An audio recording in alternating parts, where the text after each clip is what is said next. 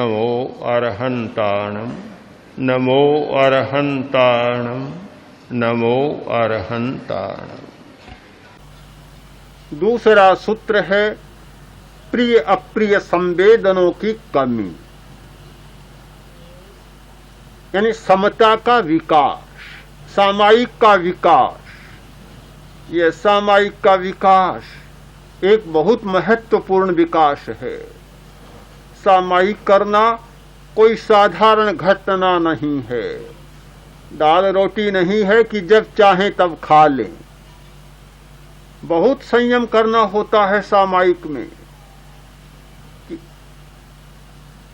दोनों तरफ से, एक ओर हमारे दाएं हाथ की ओर प्रियता की धारा बह रही, हमारी बाएं हाथ की ओर अप्रियता की धारा बह रही है। हमारी दाईं आंख प्रियता को देख रही है, हमारी बाईं आंख अप्रियता को देख रही है। इन दोनों धाराओं के बीच में चलना और दोनों धाराओं से बचकर चलना, इसको भी देखना, दाईं को भी देखना और बाईं को भी देखना, और दाईं और बाईं के प्रभाव से बचकर चलना कितनी कठोर साधना होती है।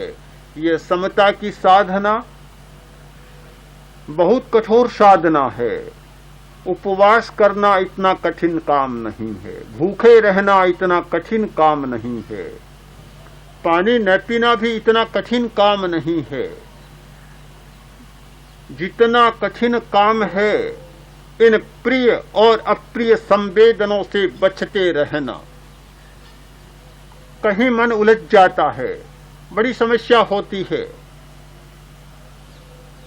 जब ध्यान के द्वारा, कायोत्सर्ग के प्रयोग के द्वारा समता का विकास होता है, समता की चेतना जागती है, प्रिय अप्रिय संवेदनों से मुक्त रहकर और समता के क्षणों का अनुभव किया जाता है, तो हृदय परिवर्तन की बात और आगे बढ़ जाती है। हृदय परिवर्तन का दूसरा सूत्र है प्रिय अप्रिय संवेदन में कमी लाना, उससे बचते रहना। कैसे होगा हृदय का परिवर्तन? प्रियता की बात सामने आ जाती है कि अपना प्रिय व्यक्ति आया और जो कुछ करना है कर दिया जाएगा, न न्याय का प्रश्न न अन्याय का प्रश्न। इतना पक्षपात हो जाता है कि सारी बातें धूमिल हो जाती है, हमारी सारी तर्क, हमारी सारी बुद्धि अपने प्रिय के समर्थन में लग जाती है। जहां प्रियता के समर्थन में बुद्धि, तर्क और शक्ति का प्रयोग होने लगता है, वहां हमारी सामायिक खंडित हो जाता है, हमारी समता टूट कर चूर हो जाती है। हमारी बुद्धि, तर्क और शक्ति का प्रयोग जब अप्रियता के निरसन में लगता है, उसके खंडन में लगता है, तो हमारा सामायिक चकनाचूर हो जाता है। इस स्थिति में हम कैसे कल्पना कर सकते हैं कि हृदय परिवर्तन हो सकता है, अहिंसा जीवन में उतर सकती है? संभव नहीं। अभ्यास करना होगा। दूसरा साधन जो महत्वपूर्ण साधन है समता, हृदय परिवर्तन का, उसका अभ्यास किए बिना हृदय परिवर्तन की कल्पना ही नहीं की जा सकती। ये ध्यान की साधना, समता की साधना है। जो व्यक्ति ध्यान की साधना कर लेता है वह सहज भाव से समता की भूमिका पर चला जाता है। लगता है कि ध्यान में बैठना निकम्मा काम है, पर मैं मानता हूं कि ध्यान में बैठे बिना, ध्यान का प्रयोग किए बिना कोई भी आदमी न्याय नहीं कर सकता। कोई भी आदमी पक्षपात से मुक्त होकर और विश्वास नहीं दिला सकता। पक्षपात मुक्ति के बिना विश्वास नहीं होता। यदि मेरे प्रति दूसरों के मन में ये भावना हो कि अमुक व्यक्ति पक्षपात कर रहा है, विश्वास टूट जाए, कोई विश्वास नहीं करेगा। जब जब समस्या को सुलझाने के लिए मध्यस्थता की बात होती है तो सबसे पहले देखा जाता है कि ये व्यक्ति मध्यस्थ है या नहीं, पक्षपात से मुक्त है या नहीं। पक्षपात से ग्रस्त व्यक्ति को कोई भी मध्यस्थ नहीं बनाता। स्वयं पक्षपात में रक्त रहने वाला व्यक्ति भी पक्षपात करने वाले को अपना मध्यस्थ नहीं बनाता।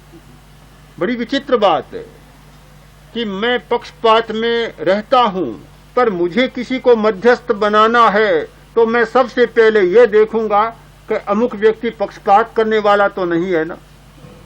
जब मुझे यह भरोसा होगा कि यह पक्षपात नहीं करता तो उसे मध्यस्थ बनाने की बात सोच सकता हूं। विश्वास नहीं होता, न्याय नहीं होता, अन्याय होता है, अत्याचार होता है। तो हृदय परिवर्तन का, अहिंसा का दूसरा महत्वपूर्ण साधन है समता का अनुभव, समता का विकास, और वह इस निकम्मेपन से ही पैदा होता है। इस निष्क्रियता, ध्यान में होने वाली अक्रियता, क्रियाशीलता का अभाव, निष्क्रियता या इस भाषा में निकम्मापन होता है, तभी स्थिति का निर्माण होता है।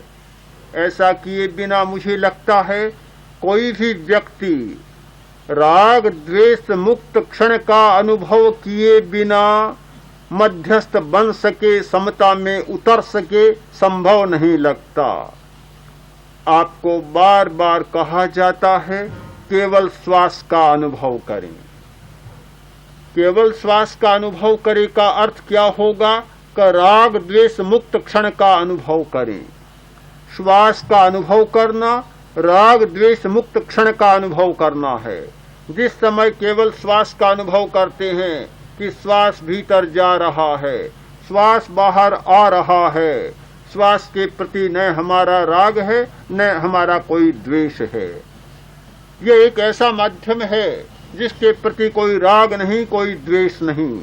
केवल श्वास का अनुभव करें, चित्त निर्विकल्प रहें, विकल्प शून्य रहें। ये विकल्प शून्य होना राग द्वेष मुक्त क्षण में जीना है। ये राग द्वेष मुक्त क्षण में जीना ही सामायिक है। राग द्वेष मुक्त क्षण में जीना ही समता है, यही मध्यस्थता है। और यह निकम्मापन हमारे जीवन की हजारों जटिल समस्याओं से मुक्ति दिलाने वाला है, हमारे हजारों उलझे हुए कामों को संपादित करने वाला है। हृदय परिवर्तन का तीसरा सूत्र है जागरूकता। प्रमाद भय पैदा करता है। दुनिया में जितना भय है वह प्रमाद से पैदा होता है। महावीर की वाणी में सब्बोपमत्तस्य भयम्, जो प्रमत्त है उसे चारों दिशाओं से भय होता है, ऊपर से नीचे से, दाएं बाएं, पीछे और आगे, सब ओर से भय होता है। प्रमादी को भय होता है, जागरूक व्यक्ति को कभी भय नहीं होता। अप्रमत्तस्य नत्थि भयम्, अप्रमत्त को कोई भय नहीं होता।